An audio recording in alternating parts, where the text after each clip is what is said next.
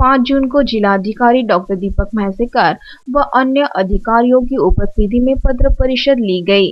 पत्र परिषद दौरान जिलाधिकारी ने किसानों को नियोजन करने की सूचना दी। इस वर्ष बारिश देर से होने के कारण यदि थोड़ी भी बारिश होती है तो किसान बुआई न करते हुए उसका नियोजन करे। मानसून इस वर्ष 7 से 8 दिन देरी से होने की आशंका विदर्भ में होकर उस दृष्टिकोण से नियोजन किया जाए। यदि बारिश देर से होती है तो उस संबंध में कृषि विभाग की ओर से सलाह दी जाएगी। किसानों को बीज व खाद की किसी भी प्रकार की कोई दुविधा न होकर जिले में बीज व खाद बड़े पैमाने पर उपलब्ध है। साथ ही कर्ज वितरण संबंध में उन्होंने कहा कि यदि किसी किसान को कर्ज लेना हो तो बिना किसी दुविधा के वे नया कर्ज ले सकते हैं। किसी भी किसान को कर्ज वितरण संबंध में कोई भी दुविधा होने पर वे तहसीलदार, सहायक निबंधक या गट विकास अधिकारी आदि की ओर शिकायत कर सकते हैं। जिले में 55% कर्ज वितरण होकर उर्वरित कर्ज वितरण भी किया जाएगा। इस वर्ष बारिश देर से न होकर जल्दी ही हो, ऐसी अपेक्षा उन्होंने इस वक्त व्यक्त की। यावर्षी जे काही पावसाचे अंदाज आतापर्यंत वर्तवण्यात आले आणि विशेष करून विदर्भासाठी सुद्धा जे काही पावसाचे अंदाज IMD वर्तवते आहे आणि राज्य शासनाने जे आम्हाला सूचना दिल्या आहेत त्या लक्षात घेता यावर्षी थोडासा पाऊस उशिरा सुरू होण्याची शक्यता आहे।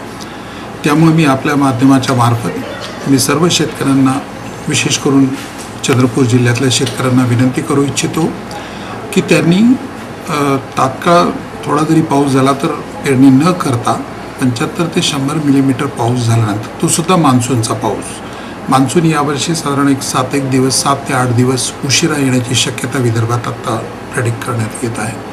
तर त्या दृष्टीने त्यांनी नियोजन करावं। दुर्दैवाने पावसाने अजून जास्त उशीर केला तर त्या बाबतीमध्ये आम्ही आमच्या कृषी विभागामार्फत सल्ला देत राहू।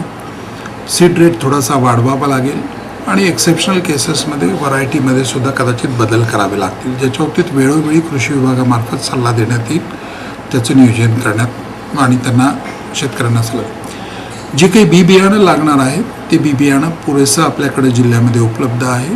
खताच्या बाबतीत किंवा बी बियाणाच्या बाबतीत कुठलीही अडचण जिल्ह्यामध्ये नाही, त्याच्यामुळे त्याच्या बाबतीत कोणी चिंता करायचं कारण नाही।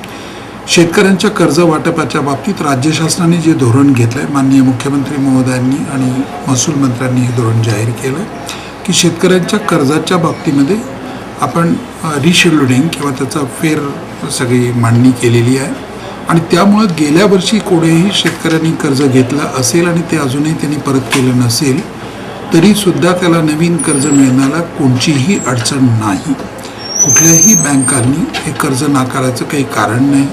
त्याचं गेल्या वर्षीचं जरी कर्ज असेल तर त्याची पुनर्मांडणी केली जाईल, परंतु त्याला नवीन कर्ज त्याला उपलब्ध होईल। आजपर्यंत जी माझ्याकडे माहिती आहे त्याप्रमाणे जिल्ह्यामध्ये 55% कर्ज वाटप ऑलरेडी झालेलं आहे आणि उरलेलीही कर्ज वाटप करण्यात येईल। कुठल्याही शेतकऱ्याला कर्ज वाटप मिळण्यास त्याला कोणतीही अडचण आलीच त्यांनी आमच्या तहसीलदारांकडं, सहाय्यक निबंधकांकडं किंवा गट विकास अधिकाऱ्यांकडे कोणाकडेही ते तक्रार करू शकतात। माझ्याकडे किंवा उप रजिस्ट्रार, डेप्युटी रजिस्ट्रारांकडे सुद्धा ते तक्रार करू शकतात। कुठेही शेतकऱ्याला कर्जाचा पुरवठा झाला नाही अशी परिस्थिती राहणार नाही।